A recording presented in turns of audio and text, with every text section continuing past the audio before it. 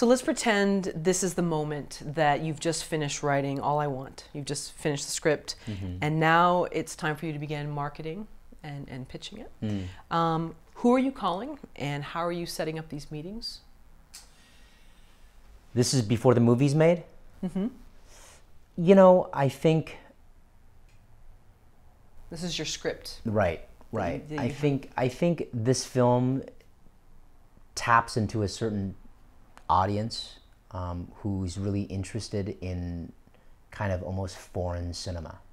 You know, the ideas that happen in this movie are almost. I mean, you know, I think the lines of fracture, you know, in the relationships, you know, and the lives of people in the story are kind of micro fractures, you know, but those micro fractures, you know, have a big effect on the world of these people. And so I think I would probably be interested in talking to someone who's interested in foreign cinema, interested in kind of indie filmmaking, the kind that doesn't, you know, depend on, you know, these kinds of, you know, garden variety kind of plot points about, you know, there is a car crash here and there is a gunshot here, you know, which all have very important value in different kinds of films. But I think in this film, it's really nuanced. You know, I think there's a lot of subtext, there's a lot of nuance. So I would be, you know, talking to people who are interested in those kinds of films.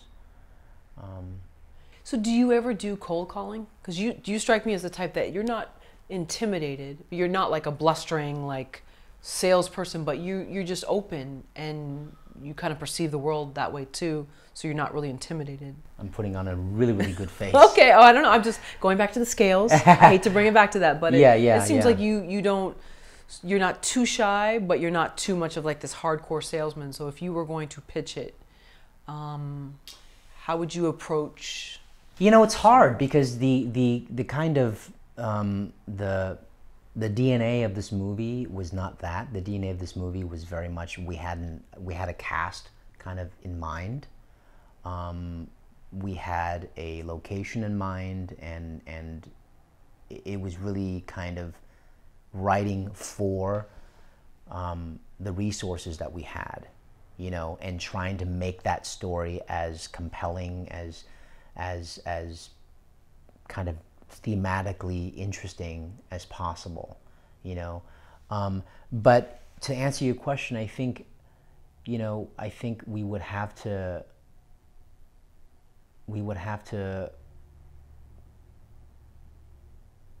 what was the question again? Oh, well, let's role play. So let's suppose you meet with me and you don't really know me that well, but you're going to pitch me this idea. How are you going to pitch me to read this screenplay? You know, I don't know where you're meeting me. Right. I think I would, you know, really talk about, I think I would really, you know, ask him the question, what are people dealing with every day that we don't talk about? You know, what are people not, what are the secrets that people are not sharing that impact the decisions that they make? Let's make a film about those secrets. Let's make a film about those ideas that people have that they don't share. Let's make a film about those emotions that people experience all throughout the day that they're too afraid to kind of explore. You know, this movie is not necessarily, in the traditional sense, a plot-driven movie, although, you know, the plot is certainly kind of a driving force, just as the character is. But this story is really kind of driven by all these different characters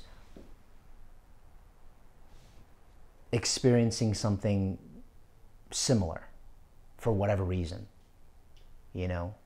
And I think if if you as a producer is interested in kind of exploring that theme, you know, I think you would be interested, you know, because I think honestly, you know, I'm not sure that this film would be done by the studios unless it were attached to a bunch of famous faces. Well, I'm thinking of Crash, let's say. So Crash was great because you saw these people that you had a stereotype sort of vision of what they must be like, and then when you uncovered stuff behind the scenes, you saw that, you know, once their mask was off, they were just fragile and going through all sorts of things, and it explained their behavior. Yeah. So, and I think Crash is an amazing, you know, story. It obviously was, you know, very critically acclaimed, but I'm not sure that Crash would maybe get the kind of, you know, traction that it had without, you know, a famous cast, you know. I think that's the really frustrating thing about the landscape of filmmaking today, is that how many stories are not being explored, how many storytellers out there are not able to really kind of bring interesting ideas to fruition because the market says, well, we're not interested in that. There's no audience for that. There's no audience for that. I mean, you know, I mean, the Fast and the Furious kind of like franchise is taking over the box office, and movies like that have a lot of entertainment value, but I think it might also scare away investors from, you know, more personal movies like All I Want. You know, movies that are some ways foreign in tone and texture. Do you think when we go to the movies we want to know, this is so-and-so actress, this is so-and-so actor, I know what they're going to deliver me? You know, I know they're going to have their meltdown scene and I'm going to love it. I have it every movie. You know, I'm not great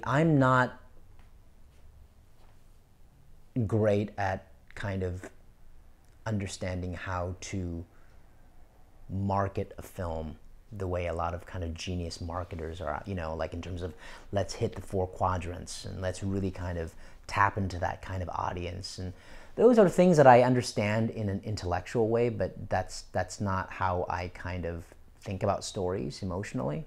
So, you know, recently, I mean, a great movie that happened during the Oscar campaign was Lion. You know, absolutely love it. That movie was amazing. Love it. And I think part of the reason why I really enjoyed, you know, Nicole Kidman's performance, as an example, was that she was surrounded by, number one, really amazing actors and performers, but also they were not quote unquote famous, right? And so you naturally believed her context. You believed that she was in a world of quote unquote real people, you know? And I think that movie worked in so many ways, but I think I've had so many people say, oh, I love Nicole's you know, performance in that. And I said, I loved it too. And I think one of the reasons, aside from masterful filmmaking, is that you never had to, as an audience, jump over that kind of obstacle of she's famous and I don't believe that she's, you know, struggling. I don't believe that she's broke. I don't believe that she's X, Y, and Z. You know, she's surrounded by people who are very kind of, you know, not famous and not movie stars. So for me, as an audience, I gravitate towards movies like that. And so does Melissa. You know, Melissa and I, that's one of the things that we kind of, you know, really connected to but we're both fans of kind of those kinds of films. So I think, you know, I'm not sure that I'm the best person to ask about that, because there are people who say like, no, films with no famous people don't get made. I don't know.